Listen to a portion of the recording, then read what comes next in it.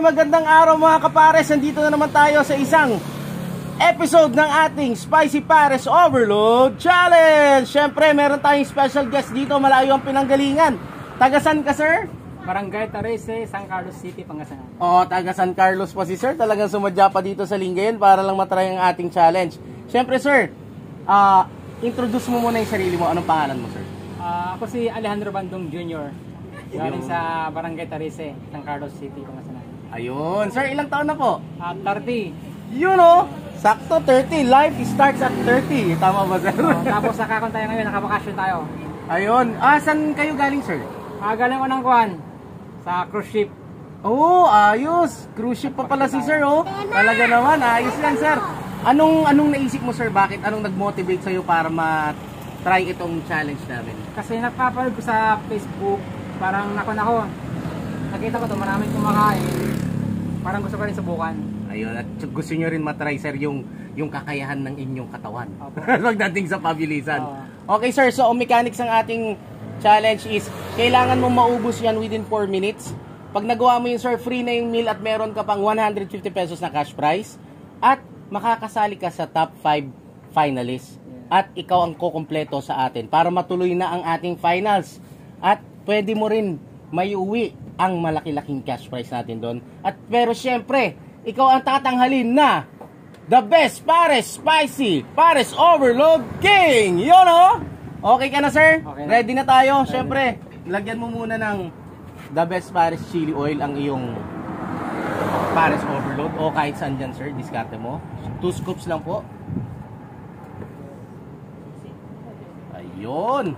Okay. Talaga. Okay, sir. Ready na kayo? Ready na rin ang timer?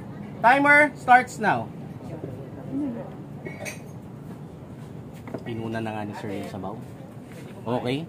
So, maganda ang laban natin ngayon dahil mula pa sa San Carlos si sir. Shoutout sa mga viewers natin na taga San Carlos. Para sa mga taga San Carlos dyan na gusto matry din itong challenge, punta lang po kayo dito. Kahit malayo, sure naman na masusulit nyo itong pagkain. Ayun, oh. Iba yung atake ni sir. Pares overload agad ang kanyang binanatan. Tapos yung mainit na sabaw. Oo, lama nga naman. Kasi pag inuna mo nga naman yung mainit na sabaw, mapapasok ka eh. Kaya dapat unahin mo yung Pares overload. Susunod na lang yung rice. Yun ang sa tingin ko strategy na ginagawa ni Sir Ali ngayon. Yun, oh, shoutout din pala sa mga katrabaho ni Sir Ali na nagtatrabaho sa cruise ship. Saludo po kami sa inyo. Ingat po kayo dyan lagi. And God bless. Okay, iwas tayo sa iwas tayo sa mga chicks diyan, charot. Naupo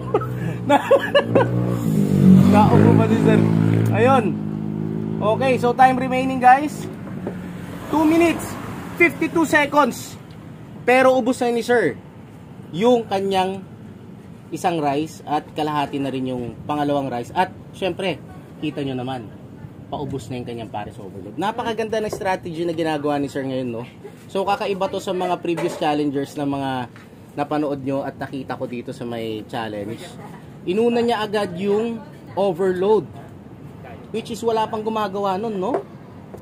Pagkatapos, yung rice, panghuli na lang.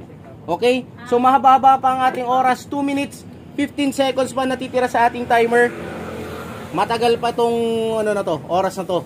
At sigurado maganda ang laban na ibibigay ni Sir Ale. Ang tanong, siya na kaya ang kukumpleto sa top 5? Yun eh. Abangan natin. Pero syempre dapat, para sa akin, sa tingin ko, dapat bilisan na rin ni Sir Ale yung pacing ng kanyang pagkain. Dahil ang natitira sa ating timer ay 1 minute and 50 seconds. So, mahaba-haba pa to, guys. Pero syempre, para just to make sure na makukuha niya ang kanyang tamang oras sa paglunok. Ayun tayo. So, shoutout nga rin pala sa mga guests natin na nasa likod. Ayun, oh.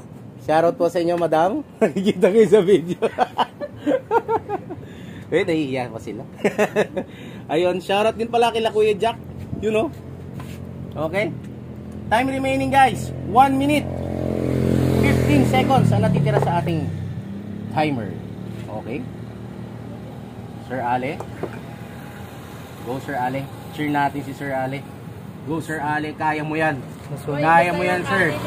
Last 1 minute. At paubos na nga. Yan na lang nasa plato at 3 chicharon na lang ang kailangang ubusin ni Sir Ale. So push mo yan, sir. Kaya mo yan.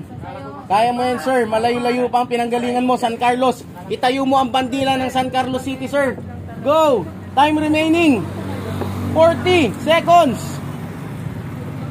Sir Ale, kaya mo to. Matagal mong sinubaybayan to. Matagal ka rin namin sinubaybayan para sa challenge to, sir. Kaya mo yan. 30 seconds. Ang natitira sa ating timer. Kunti na lang yan, sir. Kaya yan, kaya. Gusto mo extend ko pa ng 1 minute to. Sir Ale, time remaining 15 seconds. 15 seconds ang natitira sa ating time. 10, 9, 8, 7, 6, 5, 4, 3, 2, 1. Alright. Nako po, yun na nga. So, ayun guys. Hindi umabot si Sir Ale. Pero, muntik na naman. Parang yung kagabi lang, oh. Talagang kinakapos lang tayo sa ano. Maganda yung strategy ni Sir Ale sa umpisa eh. Yun nga lang hindi na-maintain sa huli. Medyo nabusog na rin siguro si Sir Ale. O napagod sa biyahe, sir. Ano masasabi mo? Hirap pala, no? Hirap pala. Oh, okay, sir. So, ayun nga. Yun nga yung karamihan na comment ng mga sumasali dito. Kala ko madali. Opo, yun. Yun na nga. It's easier to be said than done. Sabi nga. Okay, sir. Pero kamusta naman yung ating experience dito? Masaya. Sarap. Opo.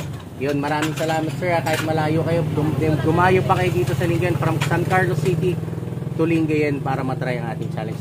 Na-appreciate namin, sir. Maraming salamat po. Siyempre, si Sir isa sa masugid nating taga-subaybay sa ating Facebook page. Maraming salamat din po sa ating mga viewers na patuloy na sumusuporta, patuloy nag-share, nagko-comment, nagla-like sa ating mga videos. Okay? So, ayun. Update guys. Hindi pa rin kompleto ang ating top 5. So, kung alam mo sa sarili mo na kaya mo ang challenge na, pumunta ka lang dito at para matry mo rin. Diba? Okay. So, dito na magtatapos ang ating video. Maraming salamat po. God bless everyone and have a good day. God bless. Bye-bye.